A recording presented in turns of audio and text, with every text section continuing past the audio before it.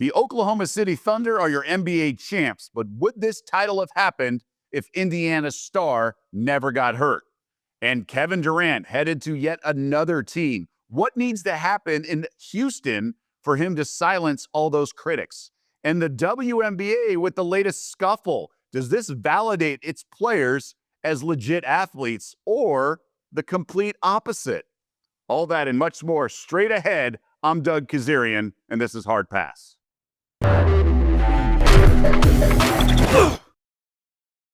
Obviously, we begin the Hoop Scoop with Game 7 of the NBA Finals, the first one in the league in about a decade since LeBron and the Cavs completed the comeback against the Warriors down 3-1.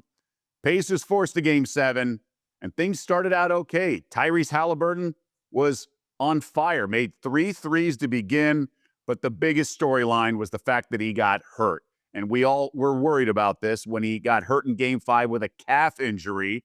We saw Kevin Durant do this a handful of years ago with the Warriors. When you play through this injury, it can lead to an Achilles injury, and that's ultimately what happened. So fans who feared the worst, especially when he looked so good in Game 6, but Haliburton went down just 7 minutes into the game. He had those 9 points on those 3 threes. Things were looking good for Indy. And then he went down, and everybody kind of knew it right away. Helped off the court. His father was in the building. Really just the wind out of the sails and then some for the Pacers. Question for you on YouTube, on the comment section for you. Let us know, if Haliburton were healthy and he stayed in the game the entire game, would Indy have won this Game 7 on the road? Let us know your thoughts. How big of an injury was this for the Pacers? They fought to the end. They actually led by a point at halftime on the road, and it was a 5-point game. Indy was trailing with 4:41 to go in the third quarter. However, the Thunder closed that quarter on a 12-4 run, then opened the fourth quarter on a 9-zip run.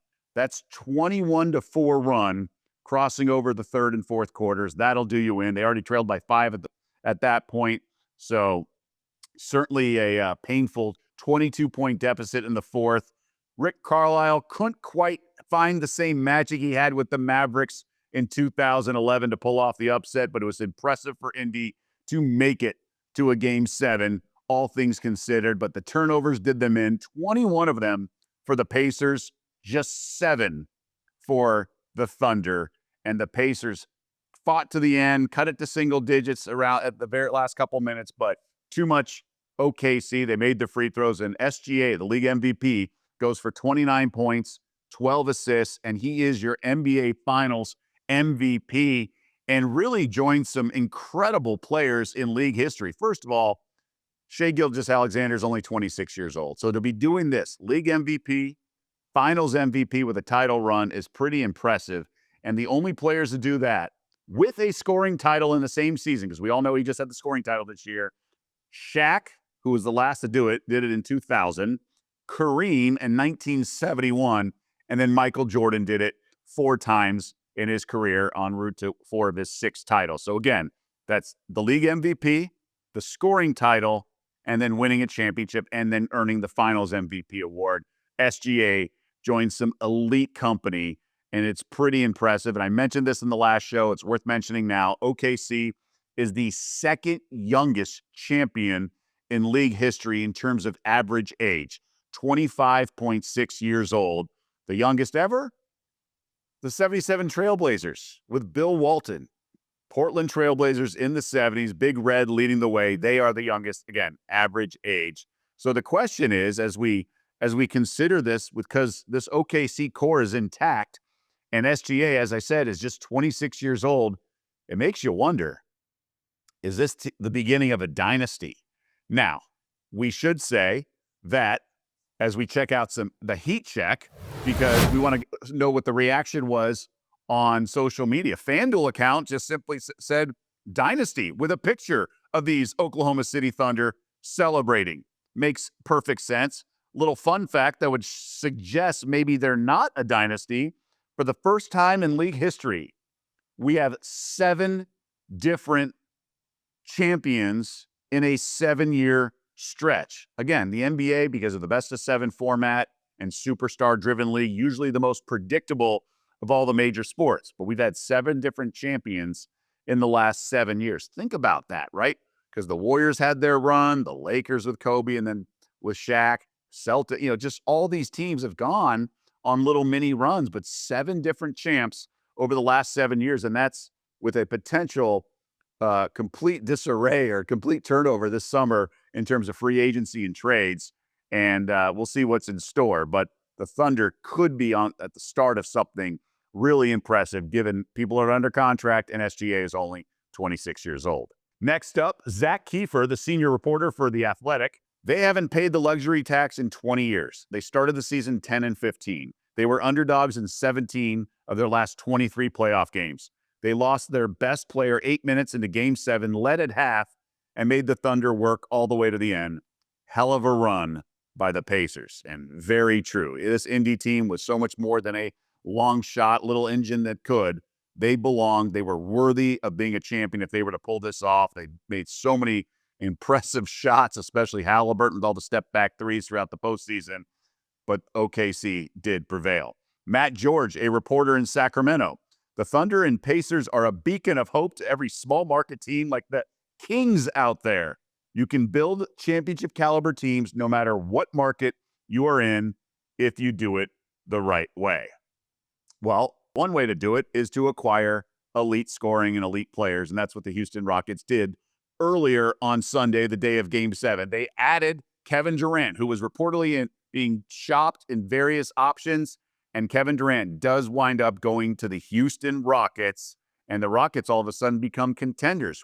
What's coming back to Phoenix in that deal? Well, Jalen Green, whose upside is certainly obvious with his athleticism and everything else. Dylan Brooks, not the best player, but an enforcer and shot the ball from 3 pretty well this year. And then the 10th overall pick in this week's NBA draft, and 5 second-round picks. So the Rockets had to give up some draft capital, but just in the form of second-round picks, and that certainly matters because Durant, he could be a difference maker for a Houston team that just didn't have that offense, that automatic offense that KD brings. They were lacking. They're going to pair him up with Sengun, who's their kind of focal point of the team. He's a big man, not flashy. Baby Jokic, he's often called. Fred VanVleet, the point guard, injured a lot of the year, but he obviously has experience. And Amen Thompson, he certainly emerged as one of the best perimeter defenders in the league, and so young, but he is certainly has arrived. And then some of those role players, those bench players, those young guys are going to get a shot. Reed Shepherd, former number 3 overall pick, he's going to get an opportunity. Tari Eason, outstanding, filling up the stat sheet. We'll see if he gets a bigger role for the Rockets next year. And Cam Whitmore, who was injured, he could certainly he was injured in college, that is. That's why he slipped in the draft. So he could be an interesting piece, all things considered. But I got to be honest, I hate what's happened with Kevin Durant's career. I absolutely loved him at OKC. And we all know what he said about his mother and everything else in that MVP award speech. And to have him sort of ring chase is pretty obvious, right? It didn't work in Brooklyn. He goes to Phoenix. It was a disaster. Obviously, it worked in Golden State, and he was the Finals MVP for those 2 titles. But let's face it was Steph Curry's team, and that was a super team because of that salary cap spike in the summer of 2016 that enabled this team to get together. So maybe he gets it done in Houston. It would be great for his reputation. Let us know. How do you think KD is going to go down in NBA history? I mean, this guy's a 15-time All-Star, former league MVP. Obviously, we know his skill set, maybe the most pure scorer there is that the league has ever seen, but the ring chasing has rubbed people the wrong way. So let us know what has to happen in Houston for him to get the credit he deserves from the masses. What the low-hanging fruit is that he's ring chasing. Does he need to win a title with the Rockets and be the guy there and not join someone else's team? It's not going to be Sengun's team like it was Steph Curry's team in Golden State because the Warriors had already won. So let me know what sort of could happen in Houston to soften the critics, if you will. I think that's one way to look at it. KD claims he doesn't care, but he also has burner phones. Who knows? But it is another team for Durant to go pursue a Larry O'Brien trophy. So we have some heat check here as well. And I thought some of this stuff was pretty clever. Mark Jackson's burner pointed out the Rockets, franchise that is, have now traded for every member of OKC's Big Three. Of course, at different times, but the picture says it all. Imagine trading Mikal Bridges, Cam Johnson, 4 first-round draft picks, and a pick swap in the first round in 2028 for Jalen Green, Dylan Brooks, the number 10 pick this year, and some second-rounders. That bottom package is what Houston had to give up to Phoenix, but the top package is what Phoenix gave up to Brooklyn to get Durant. So for a Durant rental, they gave up all that. Bridges, Johnson, and 4 first-round picks for a Durant rental and that package below. That's pretty remarkable, all things considered. The market has changed, and that's what's really interesting about this Durant thing is Houston could have traded, Phoenix could have traded him anywhere and got the best package in return, but Durant said, I want to go to these 3 teams, reportedly, and they appeased him with that, and they acquiesced, and that probably, in turn, made it sure that they didn't get the best package in return. So that's always an interesting layer to this, but interesting that some of these were pointed out. And then the Phoenix component to this. What's going on with the Suns? What's up in the desert? How's this for a depth chart? Dan Feldman, all shooting guards, apparently. Devin Booker, Dylan Brooks, Bradley Beal, Jalen Green, and Grayson Allen. That is your depth chart currently in Phoenix.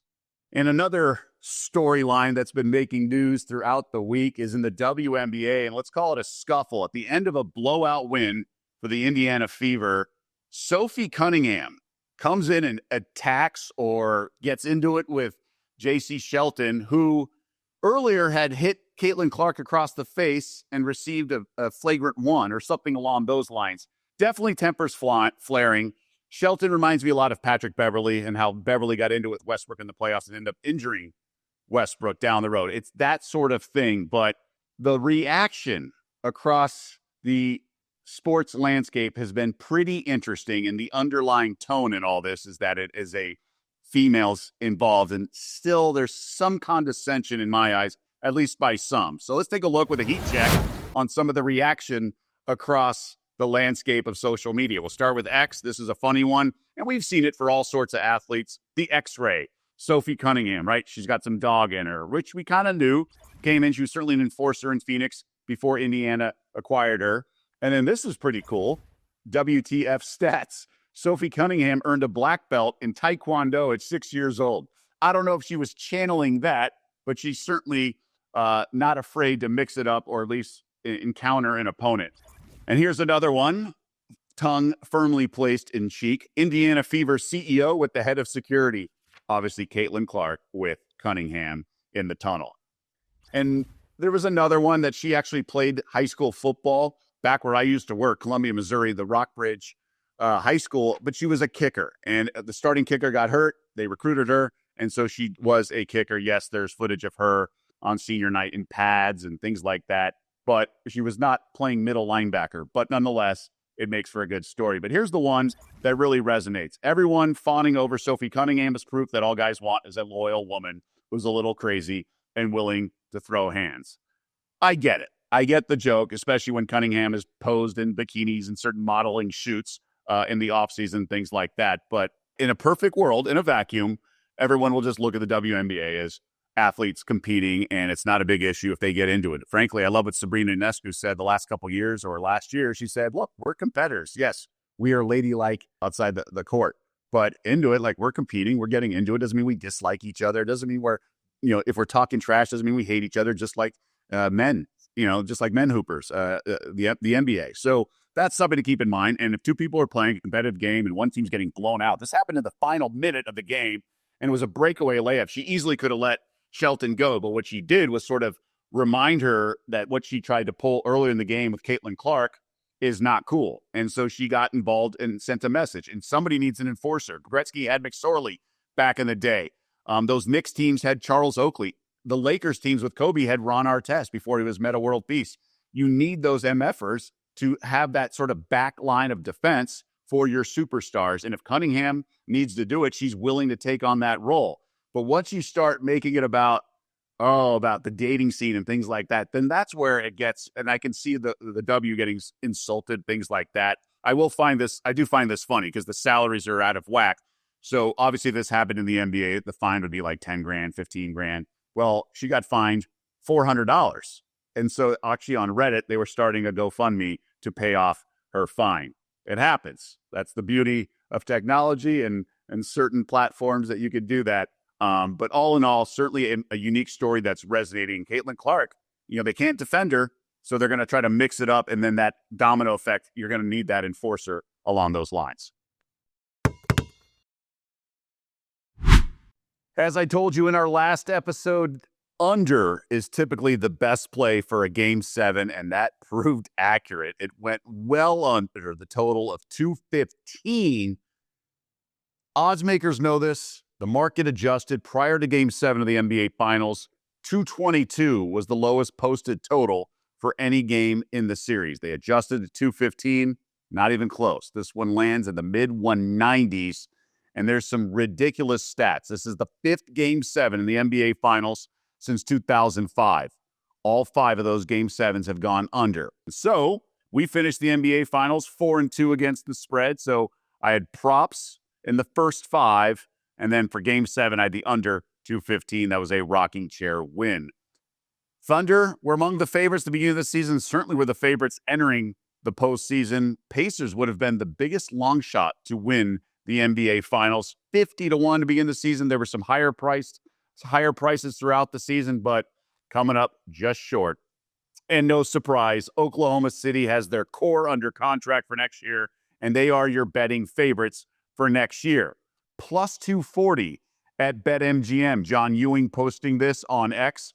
Cavs and Knicks, co-second favorite at plus 700. The Rockets, who recently added Kevin Durant, plus 800. T-Wolves, Lakers, Celtics, and Nuggets. We're not sure about Jason Tatum's health. And then the Orlando Magic, who added Bane. That's certainly a big piece there, plus 1,800. What do you think is the best futures bet out there? Let us know your thoughts in terms of any potential value. Remember, 7 different teams have won the last 7 NBA championships. So it could be someone from off the grid. And the Thunder didn't exactly cruise to this title.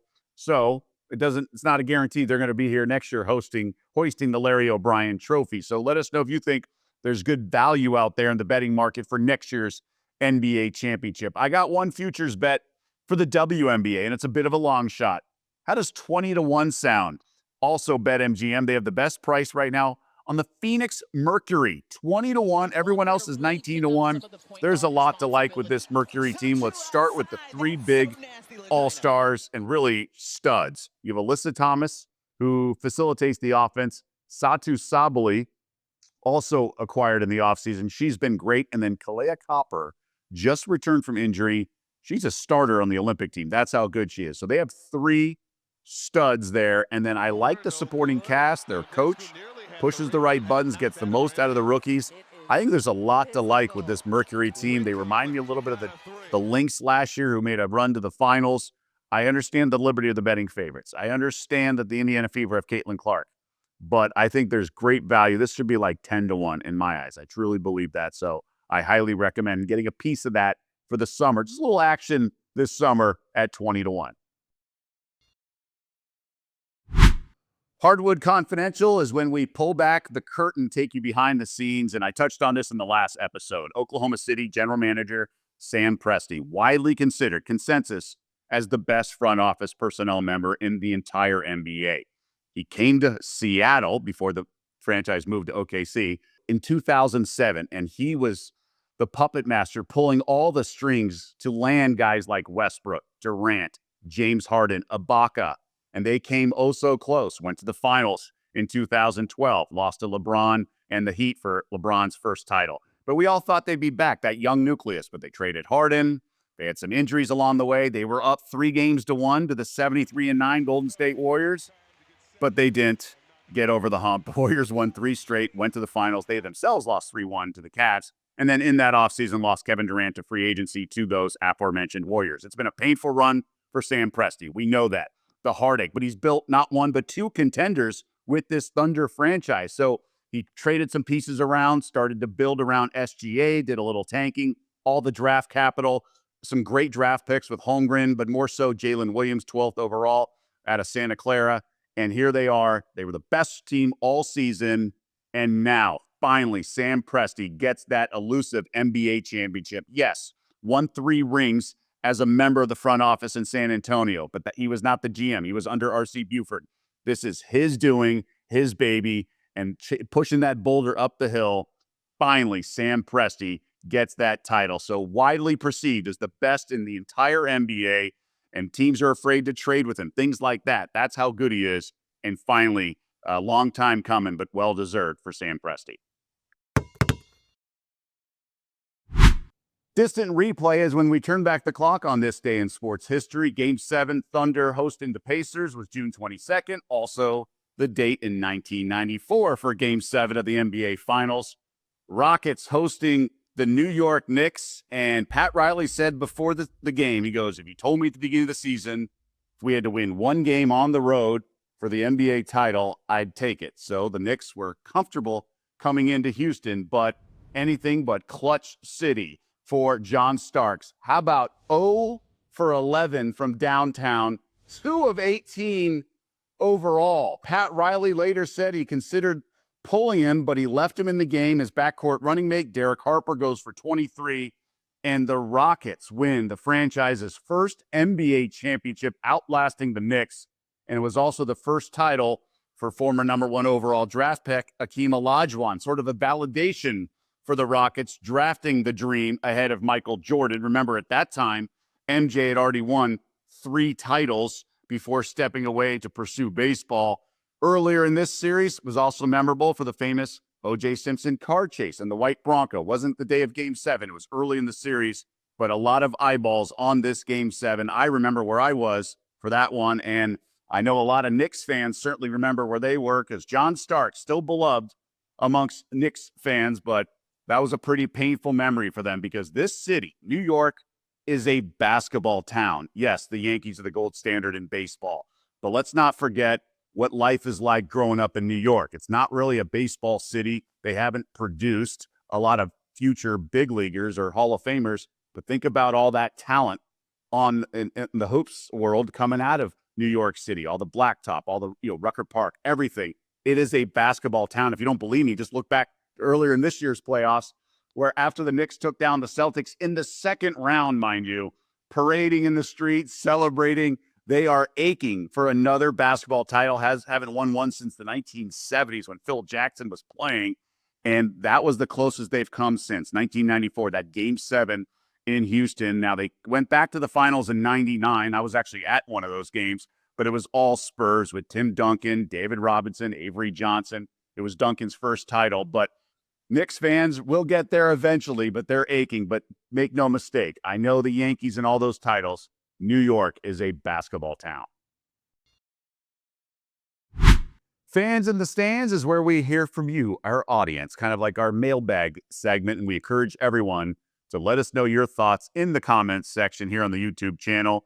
Good, bad, positive, negative, suggestions, wishes, whatever you want, we are here. And we will certainly offer some feedback and maybe post some of your comments here on the show. Let's hear from Paul Sampignaro, who says, great show, sharing the show, need to get this out there. Thank you, Paul. I appreciate that. You got to start somewhere. We started this during the NBA Finals, and we expect to grow it to exponentially, so to speak. Mark Preston, hope that Rick Carlisle gets the credit he deserves. What he's doing with this team is remarkable, and he truly is an elite coach. I've said it over and over again. 25 years older than OKC coach Mark Daigneault, did an unbelievable job pushing all the right buttons throughout the entire postseason. We know his chops, right? His acumen. He had the 2011 title with the Dallas Mavericks. Before that, he was an assistant under Larry Brown in the 2004 Pistons team that upset the Lakers, Shaq and Kobe. He's just been around for so long, and he's had so many successful runs and really well liked, really well regarded in NBA circles. So I could not agree more. We welcome all input again, but that's going to do it for this show. Appreciate it. OKC is your NBA champion in 2025. They are the betting favorites for next year. They have that young nucleus, and Sam Presti finally gets that elusive NBA championship as a general manager. Definitely the receiving end of some bad luck and misfortune over the years. But he gets that first ring. That's his, 3 with the Spurs. But this one's his own doing and pulling all the right strings. And it looks like the Thunder are going to be here for years to come.